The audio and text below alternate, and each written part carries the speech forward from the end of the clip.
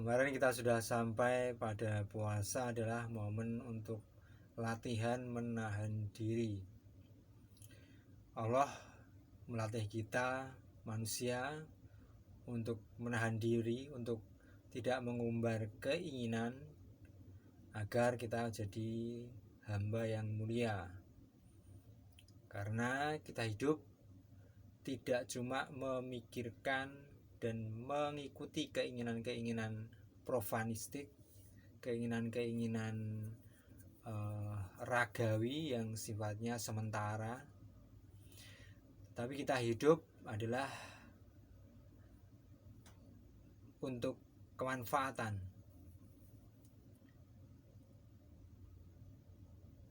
Kita bukan hidup untuk makan, tetapi kita makan untuk hidup.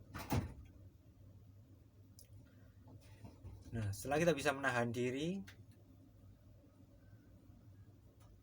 dan menahan diri itu menjadi rutinitas dalam kehidupan kita sehari-hari, maka akan dengan sendirinya mewujud menjadi pola hidup sederhana dan gaya hidup sederhana. Pola hidup adalah proses perjalanan, misalnya dari sejak bangun tidur sampai tidur lagi, itu ngapain saja, itu pola hidup. Bangun tidur, kemudian siap-siap sholat subuh, kemudian mandi, sarapan, beres-beres rumah, nyapu, mempersiapkan apa yang mau dikerjakan, kemudian ke tempat lokasi beraktivitas, terus pulang lagi, dan seterusnya. Itu namanya pola hidup. Sedangkan gaya hidup adalah apa yang tampak dari yang tampak secara fisik dari keseharian kita. Misalnya orang itu pola hidupnya glamor, itu karena tampak bahwa kemana-mana naiknya kendaraan yang mewah, terus pakaiannya pakaian yang branded, yang selalu berganti-ganti, terus makannya juga yang makanan-makanan yang mahal. Pola yang gaya hidup sederhana, ya kita tahu orangnya cuma pakaiannya ya biasa-biasa aja, simple. Kemudian naiknya kendaraan juga yang sederhana, dan makannya juga yang biasa-biasa aja. Itu gaya hidup. Kalau pola hidup tadi, kita melihat aktivitas orang tersebut, kita bisa melihat seperti apa pola hidupnya. Karena aktivitas itu akan membentuk pola. Walaupun mungkin bisa random, bisa juga orang yang mungkin pekerjaannya itu saja. Misalnya orang kantoran, ya setiap hari ya kerjanya gitu, pagi berangkat ke kantor, nanti sore pulang, aktivitasnya gitu-gitu aja. Rutinitas yang repetitif itu membentuk pola yang lebih mudah dilihat. Kemudian ada juga orang yang tidak selalu sama pekerjaannya, seperti misalnya saya sebagai tukang kebun atau taman, pekerjaannya kadang garap di sana, terus kadang di arah barat, terus yang alatnya juga sesuai pekerjaan yang dibawa, tidak selalu sama. Terus kemudian kadang pulang membawa hasil-hasil pangkasan yang kemudian bisa dimanfaatkan apalah, terus kadang mengantar media tanam, jadi acak, tapi tetap saja kalau diamati membentuk pola. Nah, itulah yang disebut pola. Dan yang tadi yang penampilan yang kita lihat itu disebut gaya. Nah, dari kebiasaan dan kemampuan untuk menahan diri secara terus-menerus, secara berkesinambungan, itu akan membentuk pola dan gaya hidup. Nah, pola dan gaya hidup apa yang didasari, yang dibentuk, yang diwujudkan oleh oleh aktivitas yang menahan diri, adalah pola dan gaya hidup sederhana. Pola dan gaya hidup sederhana artinya ya simpel-simpel saja, tidak maksimalis, minimalis, perlahan, bersifat memelihara. Itu pola hidup sederhana. Lebih mementingkan kemanfaatan daripada yang wah-wah, yang bombastis, yang spektakuler. Seperti itu.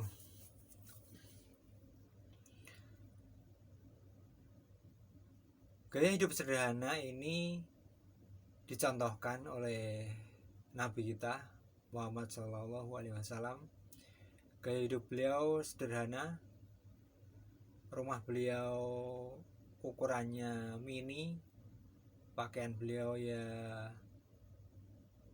tidak mewah, dan kalau sobek juga dijahit sendiri. Walaupun beliau berpotensi untuk menjadi orang kaya, karena adalah sebelum menjadi nabi, beliau adalah seorang pedagang yang cerdas, yang hasil bisnisnya itu besar, termasuk bisnis yang sukses. Tetapi gaya dan pola hidup beliau sederhana. Jadi sederhana tidak identik dengan kemiskinan, tetapi itu adalah pilihan.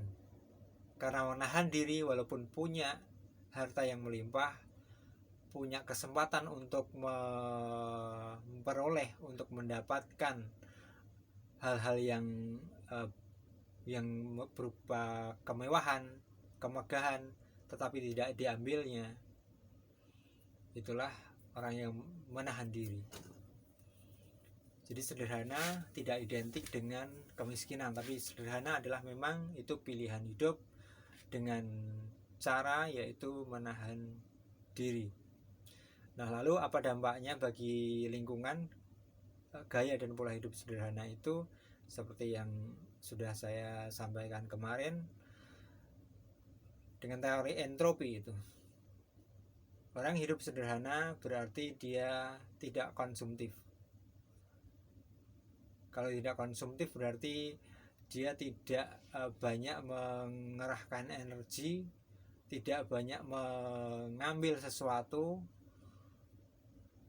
untuk dia asup, untuk dia pakai, sehingga tidak terlibat dalam produksi barang-barang, juga tidak terlibat banyak dalam membuat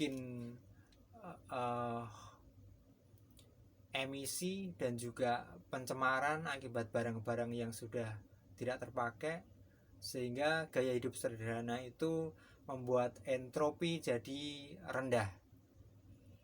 Artinya pencemaran dan perusakan lingkungan akan lebih rendah dengan gaya hidup sederhana. Lalu gaya hidup sederhana ini sebenarnya sudah dimiliki oleh nenek moyang kita, tetapi ada semacam paham, semacam gaya hidup yang diberi nama tertentu, yang itu menggambarkan gaya hidup dan pola hidup sederhana ini.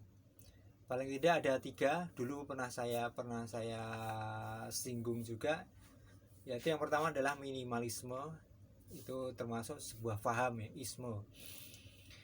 Sejarahnya saya agak lupa, tapi gambaran singkatnya adalah minimalisme itu orang yang hidup minimalis, yaitu tidak memiliki koleksi barang-barang yang tidak diperlukan.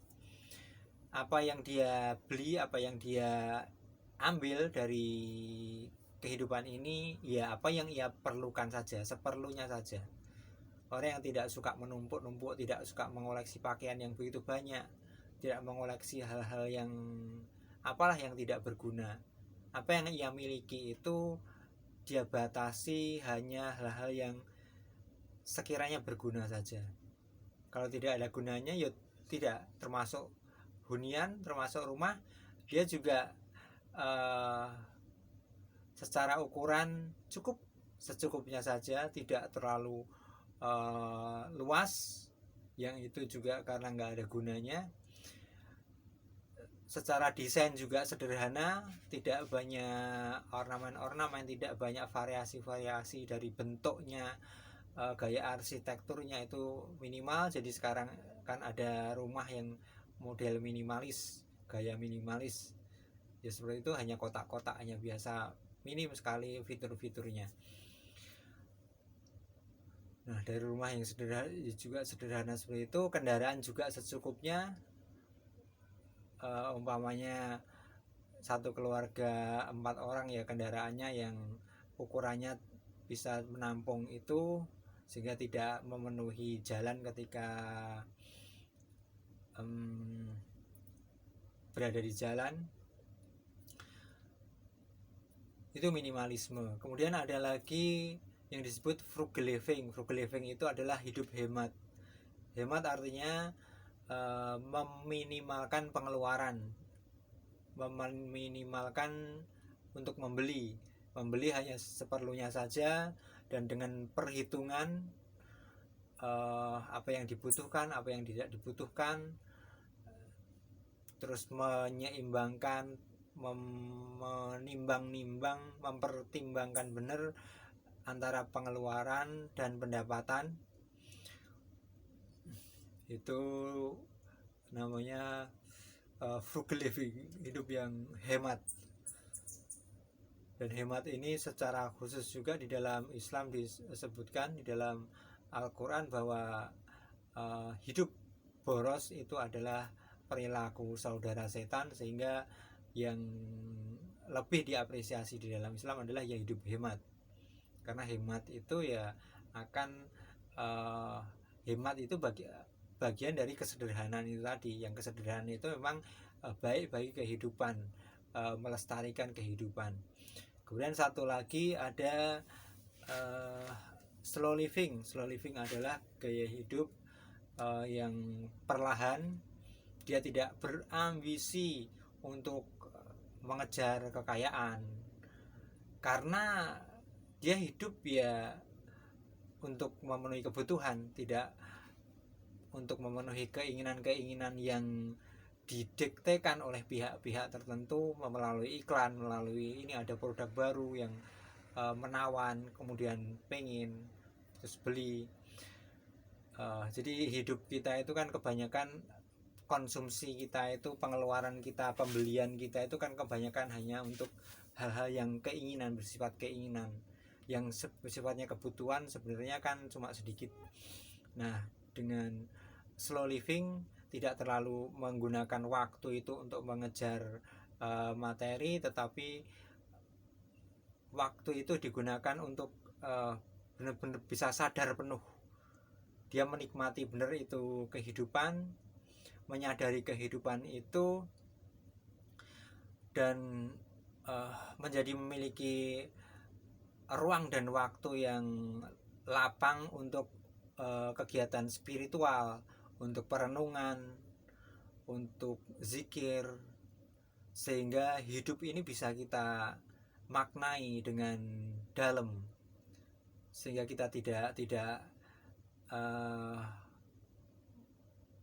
mudah untuk terombang-ambing, karena kita memiliki pemaknaan hidup yang tenang, yang mendalam, yang nancep, yang kokoh. Itu fungsi dari slow living. Kita ibaratkan saja kita menempuh perjalanan 1 km atau 5 km lah, itu dengan jalan kaki, dengan bersepeda ontel, dan dengan bersepeda motor. Itu akan berbeda.